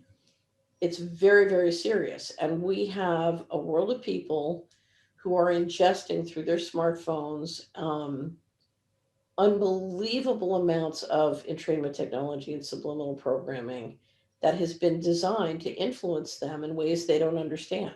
So you're not a fan of a guaranteed income for people outside of the context of physically or neurologically disabled, or really people who really need it. So I have no problem with a great social safety net. Right. but I have a big problem with being dependent on psychopaths. Okay. And any system which engineers forced dependency on psychopaths is very dangerous. Because So- that universal, if you think the terms and conditions are bad, that I just described on this potential relationship that, I never consummated. If you think those terms and conditions are bad, wait do you see what the terms and conditions on that universal basic income is going to be, 5 years after the system is going. It's going to be, what is it going to be in your view? It's a Chinese style credit system of social You control? would be lucky. You would be lucky if it was just a Chinese style social credit system. It's going to be far, far, far worse. I keep telling people death is not the worst thing that can happen here. And what is the worst thing that can happen? Well, the worst thing that can happen is they walk into your home and say, "We've decided we need your kids. We're taking them. Goodbye." Right. And so I have my partner here who one put up her hand to ask a question. Go ahead. Just on the idea of UBI, does she see that as like a slippery slope in a way? What's UBI? Sorry. The universal basic Yeah. income? So Raj is asking, do you see the universal basic income as the slippery slope to our control? Yes. Yeah. Yeah. So what you can't do is you can't talk about the universal basic income divorced from all the other questions Right. of who controls. Right. In other words, my most valuable asset is not my money, it's my time and my health. If you give me a universal basic income in a way that destroys my health and my body, destroys my spirit, destroys my love, destroys my family, destroys the people I care about, destroys my environment, so what? Yeah. So And we that's- can't talk about a universal basic income without talking about, okay, what's the package? And Well- something, the package is worse than death. Well, what I say to people is that being fed and having a universal basic income and having all your needs met happens in federal prisons when you have a life sentence. There you But go. you're still doing a life sentence in federal prison. Right. Yeah, I don't see it as much different from that, really. Myself, as a lawyer, as a constitutional lawyer. Okay, so so- I'm just going to say something because I've, I don't know if you realize this, as a matter of full disclosure, I should say, I was asked to be a governor of the Federal Reserve. Yes, I saw that. I didn't raise that because I didn't want you to have to say 7 Hail Marys online. But you have to understand that the people running this Yeah. have very serious occult practices Yes. that reflect values which are very alien to most of the people listening to this. And my question is, do you think these globalists consider themselves as part of the rest of us humans? No. Okay. I Can you think they expand on that? now I think they now view us the way, you would view chickens in a farm. In other words, we Yeah. have become as if we're separate species to each other. Right. Okay. So, looking at from my basic, a very, very obtuse point of view, they are creating a system where digital control. And Okay, so I have to stop here. Can I Sure. interrupt again? Sure. Don't say they. Don't say what. If you don't say they, because Okay. if you look at this system that's being built, Right. they are not building it. We are building it. Yeah. Yeah. We're Okay. complicit. Oh no, we're more than complicit. We want We it. are. It's way beyond complicit. It's not like they're the bad guys and we're the good guys. I have watched for, I split from the establishment because they were dropping SWAT teams into poor neighborhoods, rounding up innocent kids and putting them in slave labor camps. I said, we can't, if you keep running a negative return on investment economy, ultimately it's going to get to everybody. Okay. So, and it turned out that was correct. And now it's, now it's come for you and me.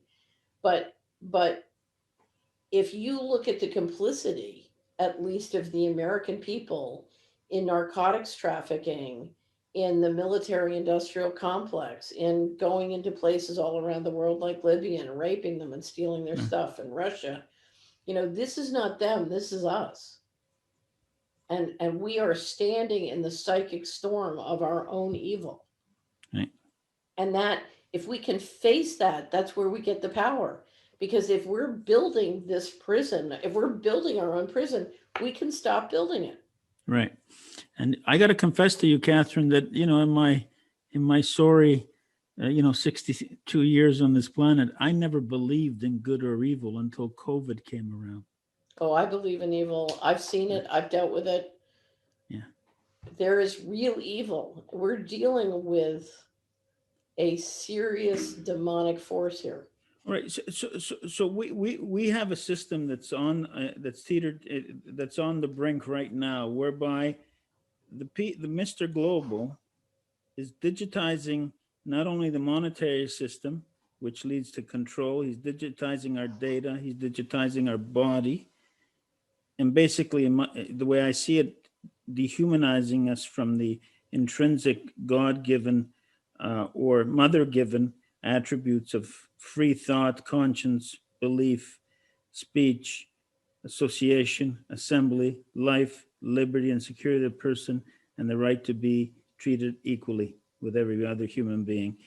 And Mr. Global is doing that because he controls all those things that are not intrinsic to immediate physical needs of human beings. But he's also moving there. And I'm referring to, Catherine, food, agriculture, housing, health, sanitation, right? So he can't replace a lot of that with robotics. Even agriculture is problematic. Yet now Bill Gates owns 300,000 acres of farmland in America. Right. They think they can make synthetic food and Right, that will right. make them more money than Right. real agriculture. And so they're moving to that. They're moving to that. So let me, So can I ask you my tax question? oh, sure, go ahead. I'm sorry, go ahead. Yeah. Okay. I may not be able to answer it. Well, no, but we're in cahoots. We're thinking about it, and I would love to have a much longer conversation with you about this. But Sure. essentially, the fundamental challenge in the United States, I'll use the United States, then we can go to other areas, is the taxpayers are paying taxes to a government that is using those taxes in violation of the law. Right. And so what I've been able to do over the last 25 years is significantly document repeated violations of the financial management and the constitutional framework for financial management and the financial management laws and regulations. So we're paying taxes and complying with the laws to pay taxes. And they're spending the money illegally. And under the Constitution, we have a responsibility to make sure that the money isn't spent illegally. Right. Not to mention, if you finance someone who's killing you with your money, Right. If I pay the government money and then they use that money to destroy my business with COVID-19, Right. that's clearly not sustainable. Right. That's in violation of the UN sustainability principles. Right. Okay, so the question is, how can I achieve the equivalent of a citizen's arrest of the tax money? Okay, now, in many years ago, there's the government, but they're the private banks and corporations that run and control the government, because the government financial operations are not run by government employees. They're run by private banks and private contractors. Okay, that's how it works. Right. So in 2006, when I settled the litigation, I paid off all the existing creditors. Right. And I wrote to Citibank. I owed Citibank $14,000 on a credit card. Right. And I said, I'm asserting a common law right of offset. Right. I owe you $14,000, but if you look at how much money has disappeared from federal government per person. The missing money at the time was $14,000. I said, I'm asserting a common law right of offset, and I'm going to offset what I owe against what you owe me as a citizen because Right. you're the depository. And I said, if you have a problem with that, here's my attorney's name and feel free to contact her. Right. I never heard another word. Right. That was So- it. So let me try to answer that question for you, Catherine. Ironically enough, again, I go back to my Bank of Canada case. That's one of the issues I was dealing with in that we still, both in Canada and the States, have a constitutional right of no taxation without representation. So So what happens in my view is that where the government is either not being transparent, because back to the Magna Carta of 1215 and the right against scutage or tallage, remember the tallies that we used to measure money? Only Parliament can impose it, but that requires a free and transparent process. And so where they're not being transparent, or you have no representation or say in the democratic process, we take the view that that's unconstitutional taxation. Now, can you proactively arrest somebody on a citizen's arrest? No, because usually citizens' arrests are restricted to acts that are happening before your eyes, and they tend to be non-monetary acts unless somebody is breaking into a place to steal. But what you can do, you can't use that constitutional right as a sword, but you certainly can use it as a shield and say, you know what, I'm not paying my taxes because I don't think that works, and I'll tell you why it doesn't work. Here's what I think would work. You say, you know something, you owe me, and now it's over 100,000. So, but we just use 100,000 per person. So I'm a family of 4. That's 100,000 per person, or 400,000. You owe me 400,000, and this year I owe you 20,000. So 10,000 of that amount is going to go to the military and the credit, the interest on the federal debt. I'm sending you 10,000 for the military and the federal debt, and the other 10,000 I'm putting in a local escrow for the domestic expenditures that you fund through the federal budget. Right. So you know something, we'll cover those needs here through the escrow. We don't need you to collect the money in Washington and send it back in a very expensive, paperful process. We'll just take care of our neighbors with the money, and we'll file our taxes, and it'll all be filed, and we're complying, and that money will go in the escrow, and it'll go for those purposes. But that's to make sure you can't spend it illegally. Right. Well, that was tried in the reverse by the Quaker community in Canada a few years ago in a case called Pryor, where they said, listen, our religion dictates that we cannot contribute to war. We don't believe in war. Therefore, we're taking our percentage of what goes to the military budget and we're depositing into a peace fund, and you can spend it on peace. And what the Supreme Court of Canada essentially said that that's unworkable in a democracy with such diverse interests and beliefs that all have to be respected. So in essence, give unto Caesar what is Caesar's was the response from our Supreme Court. Right. So that's a tough one. I think, as I said early on, historically, all rights for human beings in the Western neoliberal tradition came out of a tax revolt. If you got enough people saying, I ain't paying, yeah, it'll work. But I think when you say, I ain't paying, you've got to prove that what you're doing is bringing the law, not helping them debase the law further. That's number one. But number two, now that you have so many citizens dependent on money from the government, you've got to be willing to step up and make sure that their social safety net is protected. I'm not so sure that. See, I take, again, this is why I had to disclose my full disclosure where I come from in terms of my political beliefs, right? If it's a part of that social safety net for that small minority of people who are disabled, who cannot work, who cannot. Right. But if you choose to take that guaranteed income and there's nothing wrong with you, I don't feel that I have a duty to take care of you. Oh, I agree. Okay. But Yeah. if people have put money into Social Security their Right. whole life, Right. and then you say just when they're due the money back, oh, we're going to abrogate. Yeah.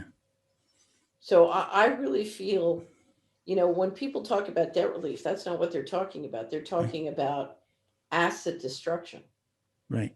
Well, they're burning it. They're burning they're burning They're the burning everything, everything to all the the different ground. securities they use to Right. empty out your pension funds. Right. Right. And Rocco, if you keep putting your head up there, I'm going to think I'm giving you a headache. no, because no, I know this is just a habit, I'm trying to avoid, what my nervous habit is? Most people bite their nails and other Uh-huh. people curl their hair. I wear my hair like this because I have a bad habit of scratching my head.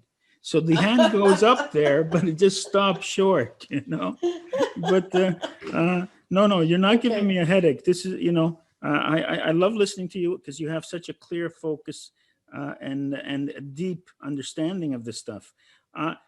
So do you think these globalists are going to succeed in this plan to burn it No. down, buy it No. all, take it all up? But I enslave don't us believe it digitally? because I think at the root of this is a spiritual war. Okay, I think this is a 10,000-year-old spiritual war, right, and I think they're going to lose, and I think they're going to lose because what they're doing is contradictory to the fundamental nature of the universe. Their model is incompatible with life. I right, don't think it'll work. right, And I think ultimately, if you look at the culture they have to manage the planet, I think they're going to kill each other. right. I call it, I don't know if you know this story. My favorite Bible story is the story of Gideon. Gideon, yes, Yeah. And in Gideon, the story of Gideon wins, not because he wins, but because the Midianites kill each other. right. And I truly believe that's what's going to happen here. The Midianites are going to kill each other. And Okay.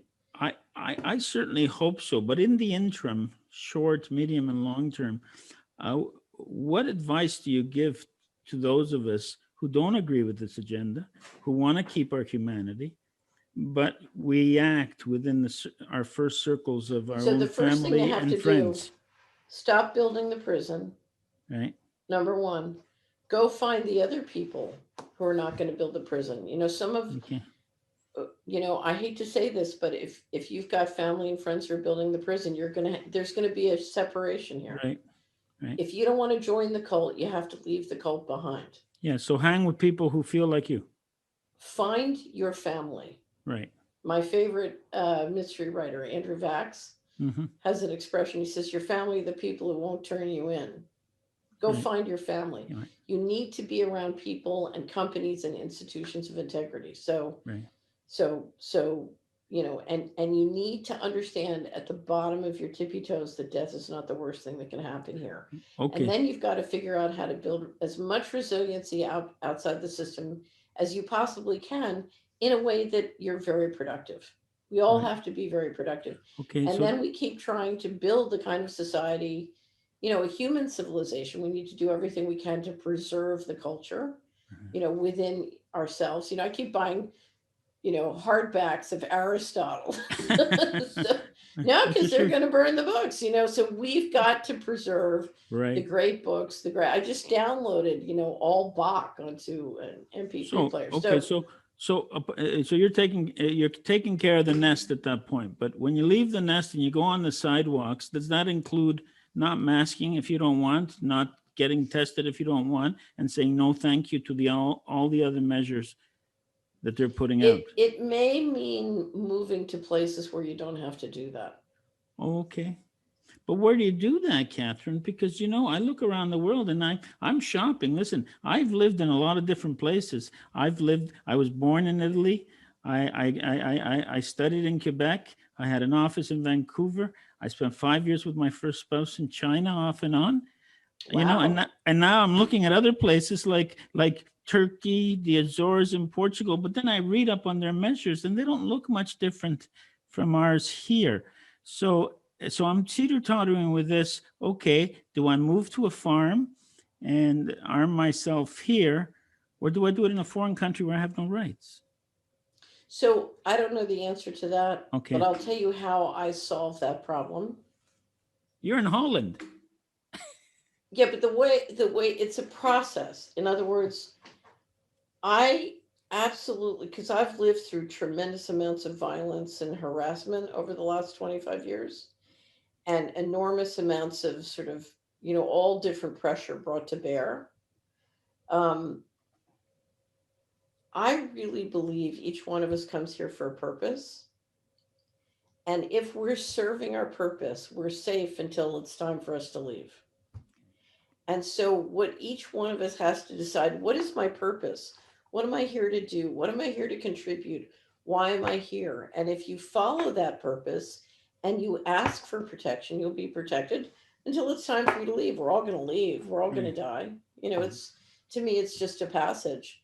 And part of doing that is not only finding that purpose and the communication. What the way I would say it as a Christian is, I need to have a relationship with Christ, and it needs to be an intimate personal relationship, and I need to download constant intelligence so that I'm, wherever I'm going. Right. But I absolutely believe that if you are following your purpose, you're going to be safe in the middle of a battlefield. Right. Well, let me share a story with you about my father, who was interned by Mussolini for about 5 years. Wow. He refused to serve, and he was court-martialed twice. On the second court-martial, they said, if you don't serve, we're issuing an order of execution. And he said, well, go ahead. You can kill me once, but you can't threaten me twice. And he was at peace with that. He said, but I will not serve in your army. Wow. And so I, a lot of people would say that what you just said and accepting it with the calm that you do, that's courage, right? Because a lot of people are trying to find that escape to just avoid the hassles. And it's as you say, if you realize that, as Bob Dylan said, it's life and life only, right? Right. And you're Well, comfortable with that in terms of, standing up for what you are and who you are and maintaining your humanity, I guess you would have a lot of less angst. Is that what you're saying? So, what I see, how can I describe this? Because I was always somebody who believed in getting along and working with other people and collaborating. And you can't be too, you have to compromise. Part of, part of society and getting along and collaborating is compromising. And so I've never been one to be sort of intolerant and demanding.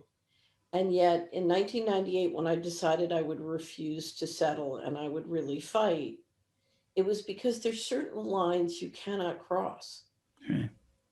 You can't cross those lines because it's a difference between being human and inhuman. And you can't do that. You can't. What's the point of being here? And part of that is I know that my soul is immortal. Why would I give up immortality for my soul? I mean, I think Right. that's what this battle is about at the root. Yeah. What they want is to destroy the immortality of my soul. I'm not doing that, because I'm an investment banker and I know that an infinite cash flow is a much bigger present value than anything they could trade for it here. Does that make sense? Yes, it makes sense Right. to me, and I'm sure a So, lot of my the viewers will be shocked that they're hearing about the spiritual worth of your soul from an investment banker. They generally don't. to They me, generally everything, don't go. I have to express everything mathematically. So listen, I have two quick questions before we conclude, Catherine. Okay. The first is, in the course of my work, not just in this context, but especially in the course of the COVID litigation I've been doing, I get a lot of nasty, hostile, violent messages, including death threats on a regular basis. Do you get such messages? I really don't get a lot of nasty messages. I'm pretty Mhm. lucky. Oh, yeah. Okay. I do get a lot of, the comments on the internet Right. really make you worry about what's happening to IQ levels. Well, You get a lot of people who don't understand the powers of the law of attraction. right. And what they're doing is they're putting out energy that's going to cause them to attract garbage. Right. So you see a lot of bad manners and bad behavior, and I find it to be very concerning Yeah. Yeah. because I think they're being encouraged and trained to be that way now. I think a lot of them are just defense contractors who paid to trash people. Right. But as you know, you have to be the only way you can. This is a little bit like energetic bushwhacking. Have you ever done a lot of bushwhacking as a hiker? As a hiker, no, I was thinking of bushwhacking with a shotgun, but how Well, are you but using the word bushwhacking? you have to cut the trail, Okay. Okay. Okay. and you have to get up every morning and say, I chose to cut this trail. Right. It's difficult in some respects to cut the trail, but it is my purpose, Right. and I am grateful for the opportunity to do it. Right. And what I have to tell you is, despite, spending years basically completely isolated with a big, target on my back, and nobody wanting to associate with me socially because I had a target on my back. As things have turned out, I feel like I'm the luckiest person in the world. Right. Well, I share that. Don't get me wrong. It's not that I was asking because, I'm traumatized by it, but, given that most people, in the words of George Clooney in the movie, Oh Brother, Where Art Thou, are dumber than a bag of nails, I'm happy that they're not at my door, wanting to discuss everything under the sun. I'm quite happy with the peace and quiet to let me work. And as you say, pursue my destiny, you know? So, I don't know. I really believe that if you're lucky enough to have the knowledge that you have or that I have, yeah. it's absolutely imperative that we use that knowledge to help people as they see fit, not as we think they need. I totally agree. I act on the instructions of my client. I'm lucky. I'm in a profession where that is a tenet of what I do. What I do as a lawyer, what you do as an investment advisor, say, what do you want? What do you want to achieve? It's not what I want.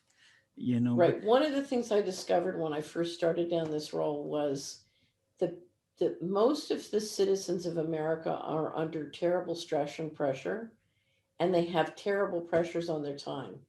And the last thing they need to hear is about more corruption from me. Do you know what I mean? Yeah. What they need is they need to hear from me something that will save them time, lower their expenses, generate them income, Right. and make them feel hopeful about their future and their kids' future. Of course. Okay, so the question on everybody's mind watching, right? And I have to ask it. I'm sorry, right? I'm going to have to Do ask you it. really eat Taco Bells? What? No, I've never won. Listen, I had an observation. We were driving with my spouse and kids in Northern Ontario, and it struck me, and this is an American invention, right? The sublime marketing of all these fast food joints, Kentucky Fried Chicken, Taco Bell, all of them. They're all the little buildings where you go in. They're all built like a little church, local church with a steeple. Did you ever notice that? Yeah, I did. So Rocco, you have to promise me if we do this again, you let me tell you my Taco Bell story. Well, you can tell it now, but we're definitely No. It's Okay. too long. Okay, we're definitely going to do this again. And here's the question, and it has two parts. Where do I put the cash that I have in my bank right now? And is there any bank, especially in Switzerland, that I could survive this for the next 12 years if I decide to keep my bank account? So this is a global system. Right. And if you look at the terms and conditions that are, that Mr. Global is trying to lay on, it's the goal is to have it to be universal. Right. But I think different jurisdictions, different cultures, different institutions matter. Right. So you want to be in a bank where you have very high quality governance, very high quality management, right, and where you have serious support in the community for that bank. right.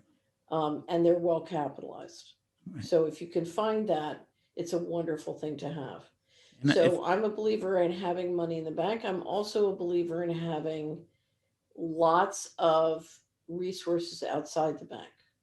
And I'll tell you my favorite such as what? one. Such as what? Did I tell you how I survived the litigation? No. The financial trick? Okay.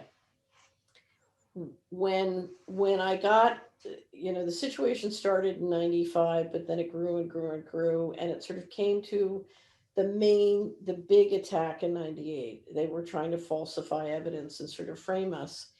And in the process, they destroyed the business. They shut down every form of income and credit coming into me, and then did everything they could to dramatically increase my expenses. So Wow. I'm in this financial vise. And so I have no way of generating income. So I'm spending down assets. But I made a list in 1998 of all the money I had given or lent to close friends and family. And it was $250,000. And over the next 11 years, and that was money they could never shut off. Right. Over the next 11 years, members of my family gifted or lent me $250,000 exactly. Wow. Wow. So I put it out in the People Bank, and then the People Bank said, well, I guess she needs the money back. And it didn't necessarily come from the same people. I had a wonderful, wonderful uncle who was wealthy, and he said, well, she helped everybody, and now I'm going to help her. Yeah. And he really made this system go, because there were people in the family who would have sort of walked away from me, but he wouldn't. He said, what, how can we, she never walked away from us. How can we walk away from her? Anyway, so when I settled the litigation, I took a huge amount of the money that came in, and I just bonused it right back out. You relented back. Yeah, I said, the People Bank is the bank I can trust. Well, we have a saying in Calabrian, Catherine, when you're owed money by your family, you'll never be broke. Well, I remember, I've done this with clients when I was still doing investment advisory, who said, I just don't trust the market. I don't trust the system. And I said, how many kids do you have? Never forget this. One guy, he said, I have 5 kids. I said, how many mortgages did they have? They said they each have a mortgage. Pay it I off. said, refinance them out at a lower rate. Mm-hmm. That's an annuity, right? Yeah. You got an annuity. If you don't want to be bothered with the servicing, you could put a local credit union or bank in the center to do the servicing. But that's your annuity, that's your income, and then you don't have to worry about whether the market's going up and down. So I saw him a couple of years later. I said, how you doing? He said, well, I missed the run up in the stock market, but I sleep at night because I refinanced all 5 kids out of their mortgages. Oh, that's great. I got a steady income. Now, if you look locally at many communities, you've got the institutional investors saying, the individual investors saying, I need more income. And you've got the mortgage guys who are saying, I don't trust the system, Right. But I want to do a mortgage, but I don't trust what happens when it goes in the machinery. And I keep saying, will you two talk to each other? Right. Because there's a local solution, or there's a family solution, or there's Right. a network friend solution, Right. but we're going to have to start talking to each other. Yeah. And so, but if you don't have a mortgage and you have some cash and you don't really trust the banks, given what you said about the global system, So- would you so the would you buy first- some silver and sit on it? The first thing I would do is I would set up my personal situation to dramatically lower my overhead by doing more for myself or my neighbors. And I Right. would start with fresh food. Right. So, I just had one subscriber who I made promise me that she would spend no more than 10 hours on the campaigns in the United States last year, and instead take a big slug of money and build a 75-foot greenhouse. Right. And that's what she did. And now she's got, and she was her kids were so impressed. They all came home and helped. Great. So now they have a greenhouse that can feed the whole family if they need it. Right. So- I'm doing just that from a place out of Wisconsin that prefabs them. They're shipping out. They dug up ones and underground. Fabulous. And you would Okay. recommend that to people. I would recommend doing anything you can to permanently improve the resiliency of your infrastructure and Right. lower your expenses. Right. Now, that doesn't mean you have to do it. Not Right. everybody likes to garden, Right. but you have other people. mean, why finance Bill Gates buying farmland when you can finance your neighbor building a farm that will feed you? Right. We Listen- we just had an opportunity here to finance one of the websites that aggregates farmers' goods for purchase. Right. And they offered investment opportunities in their business. And they agreed that they'd pay dividends in either cash or food, Fabulous. right?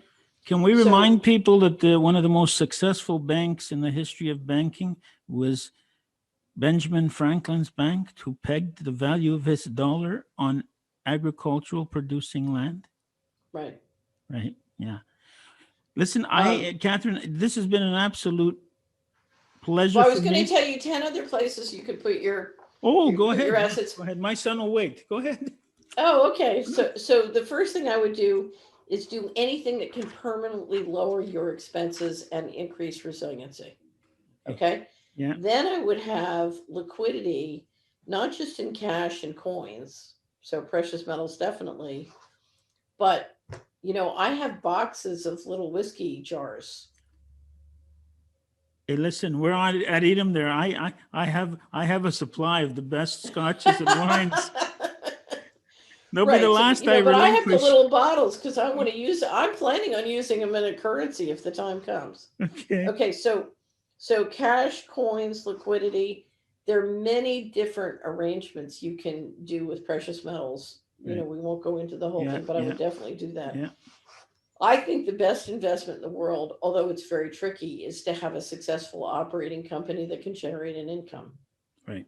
I absolutely believe in investing in your skills, your own business, Right. and your children and grandchildren. And that would include passive income through rentals if you're not mortgaged, right? Absolutely. Okay. Absolutely. But your law practice, or, I don't know what your kids do, but don't let your kids suffer for lack of investment in starting and building their own skills in business because you've got money, Right. in Yeah. crypto. Right. Right. And So then invest I in think human that- capital and yeah. Right. And then I am a believer in the stock market now. Like anything in the system, from the post office to the stock market, it has its pros and cons. Right. But there are great companies all over the world being run by good governance, good management, and they make the world go, and we need them. And we need financial liquidity. If we lose financial liquidity, we're toast. Right. So, I don't like the financial system running our society because I think you can't trust the money people to run the business. Well, it's not a question of the system. The only problem with the system is not in the system. It's in the corrupt individuals who've taken control of it. Is that all right? Well, but we've allowed the financial group to take and extract a higher and higher percent Right. of the economy Right. and Right. compromise the law. And you have to run your society where your culture and your law are independent from finance and they are not a subject of price. Right. So before I knock off my media partner, Raji Kabli, it begged me on the sidelines here. She wants 5 minutes with you. Wrap up with her. We've wrapped up, you and I, right, Catherine? Listen. Yes, you're free to go. All right. Okay. So I really thank you very much. It's been a pleasure. I'm definitely going to harass you for another interview in the near Okay. future. I don't think, people who don't know the history of money and how the financial systems work and don't work and how they oppress us might have found some of this boring, but I think it's critical because it's their future. Yes. Okay. So thank you So- very much, Catherine. So can I ahead. just say one more thing? Yeah, sure. The deciding line in history will be as to whether or not we are free and have a human civilization. Will Yes. we allow the creation of wealth and money and currency and equity to be controlled centrally, or will we decentralize? This is at the heart of whether we will be a human society or a free society. So as boring as it is, we're going to have to grapple with it. Choir music to an anointed anarchist. Thank you very much. I hope to speak to you soon. Okay? Bye, Robert. Bye-bye. Have a great evening.